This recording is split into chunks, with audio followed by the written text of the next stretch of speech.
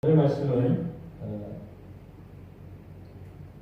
동일하게 그 말씀이 연장선 가운데서 우리에게 선포되고 있습니다. 20절과 21절 그 말씀을 볼 때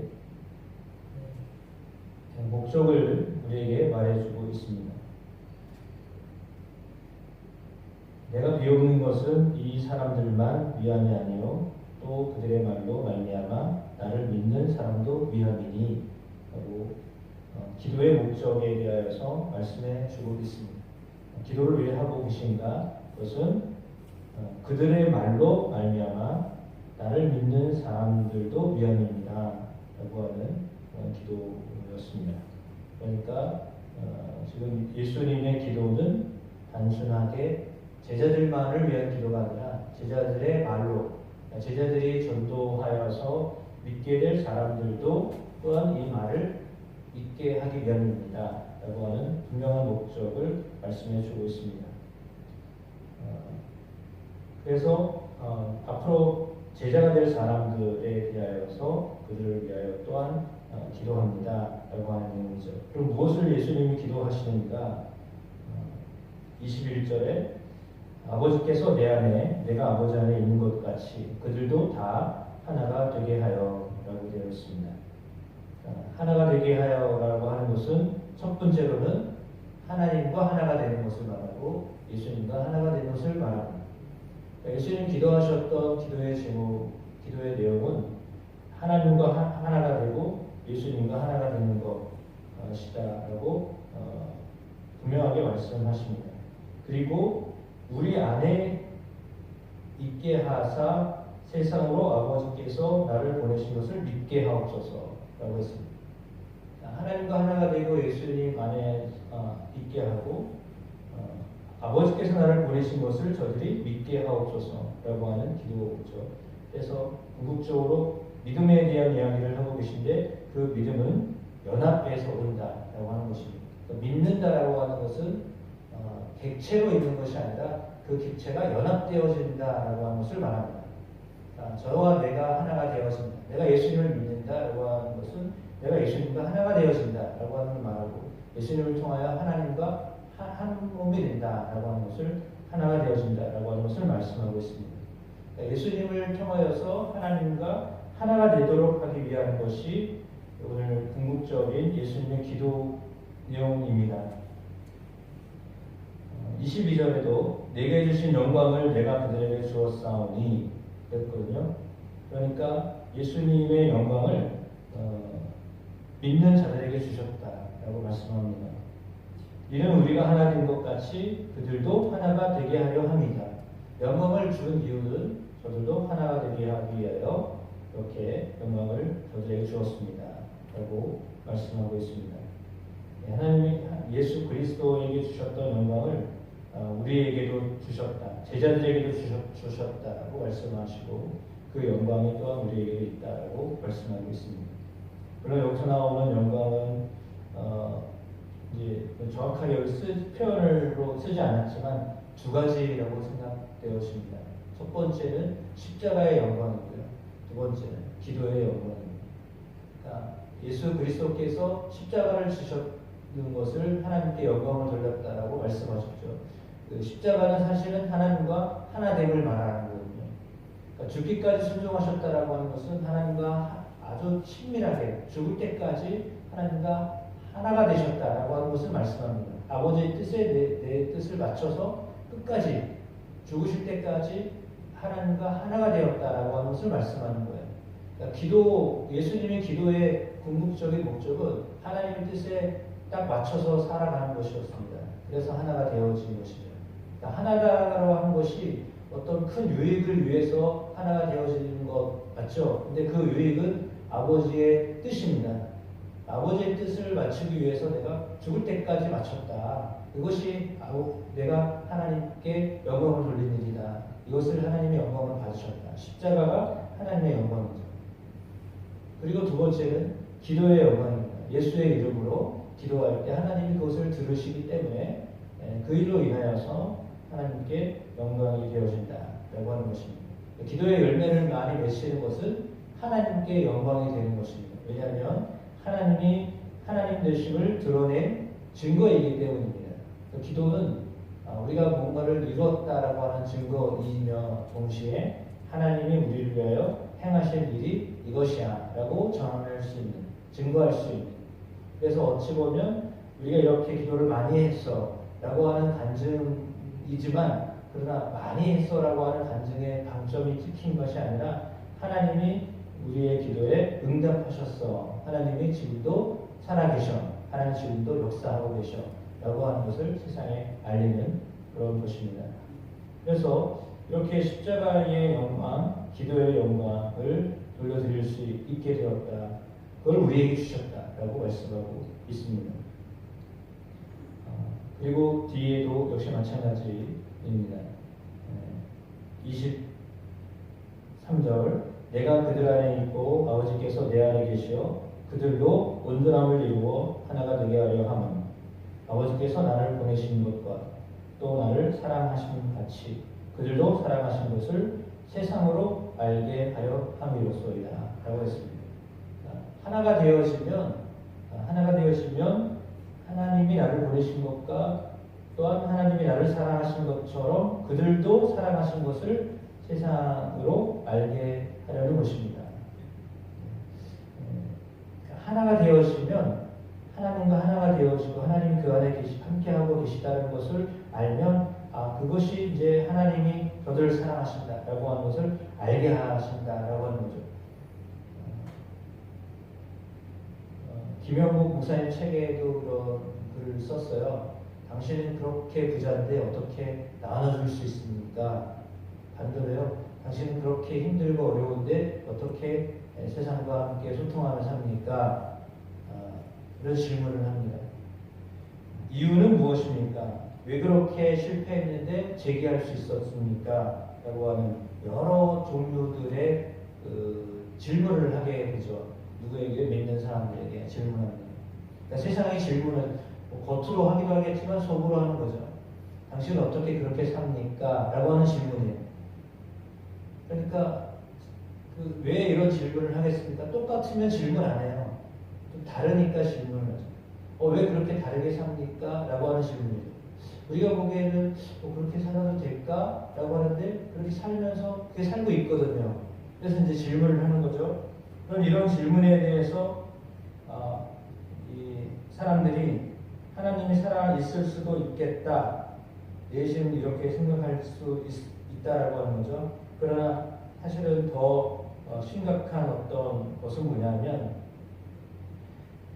자신이 사랑하고 아들의 생명까지 치르고 구해내신 하나님이 하나님 나라 백성이 하나님의 하나님 되심을 드러내고 있는가라고 하는 질문이 이제 되어진다라고 하는 거예요.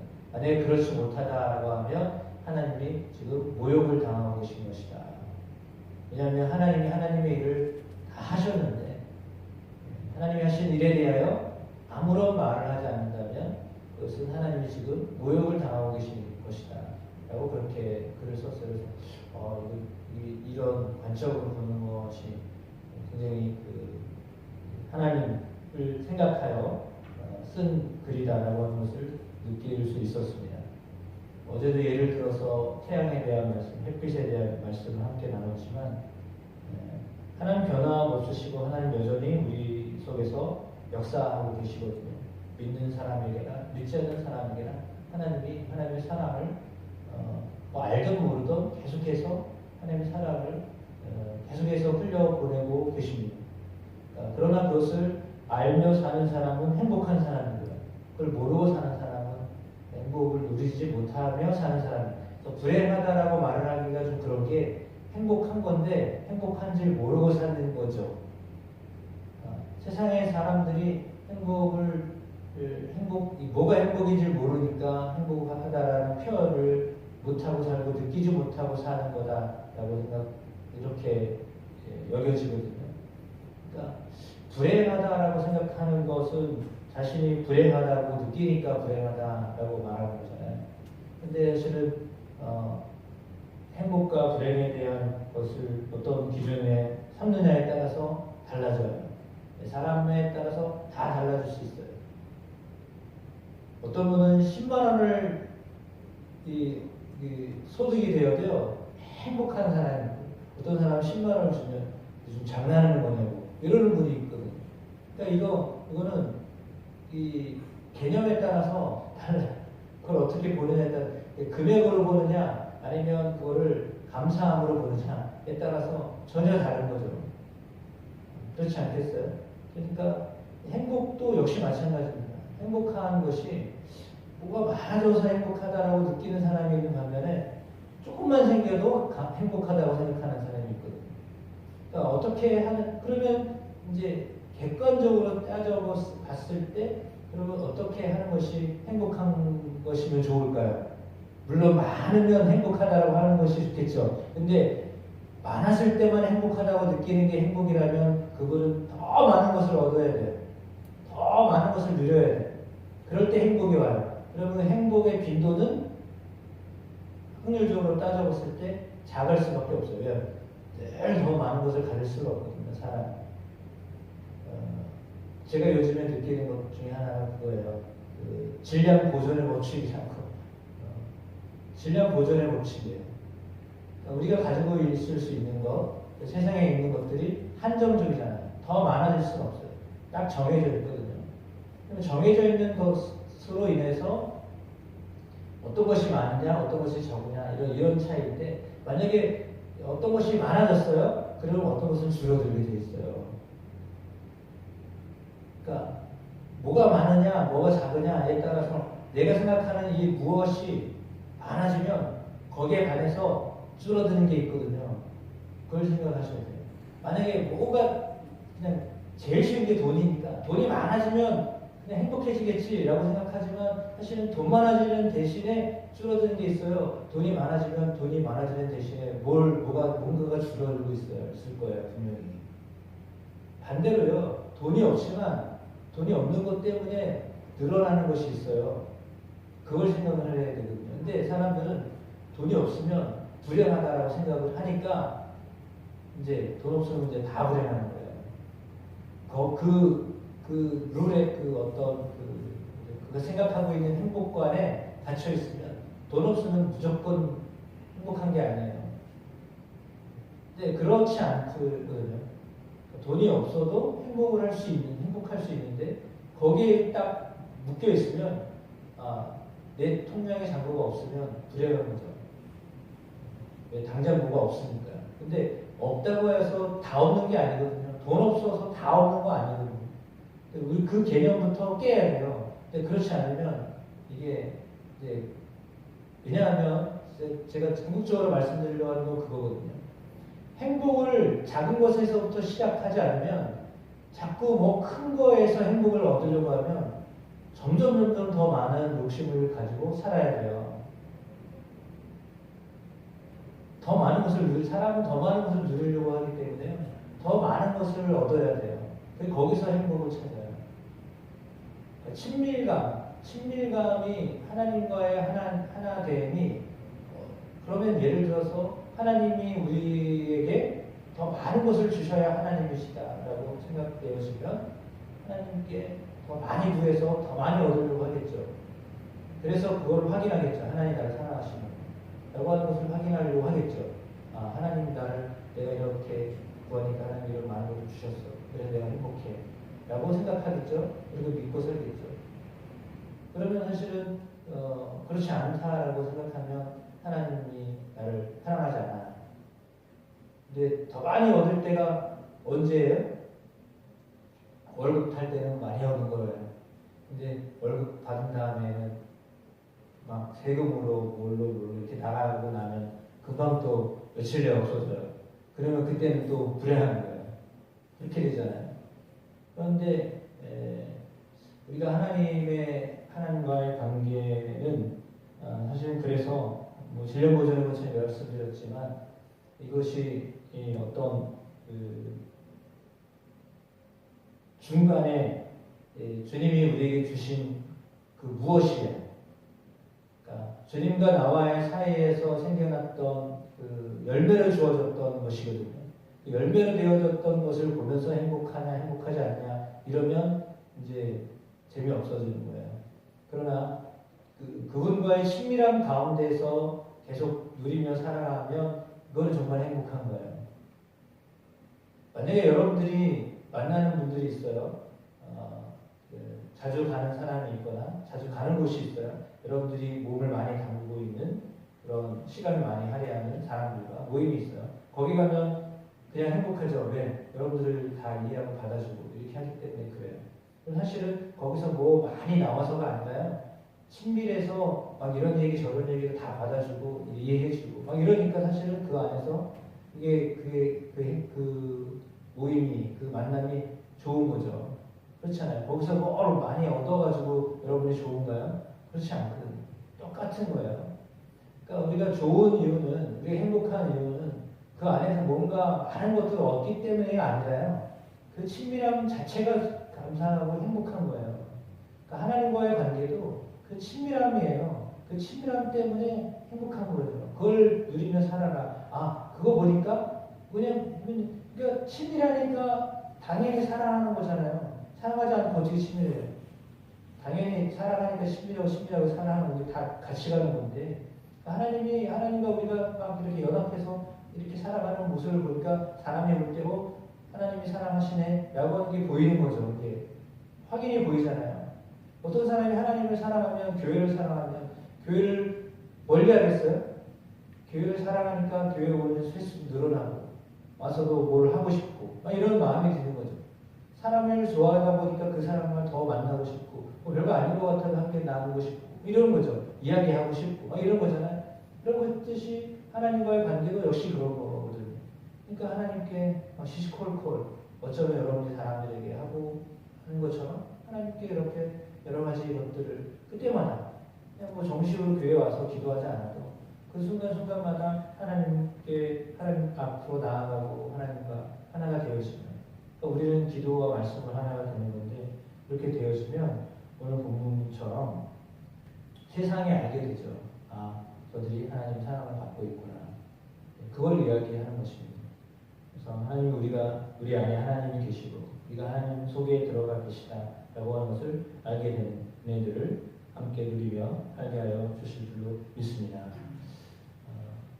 배터리 얘기했는데 제가 정수가 막 핸드폰이 이제 배터리가 약해가지고 아빠 나 여기 그냥 있을 거야 라고 했잖아요. 사실 그때 제가 알았어야 되는데 이 마이크에도 배터리가 들어가 있어요.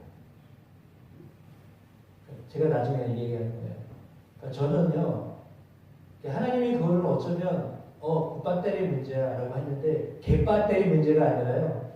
내가 사용하는 내 마이크의 문제인데 그거는 제 문제라고만 생각해요.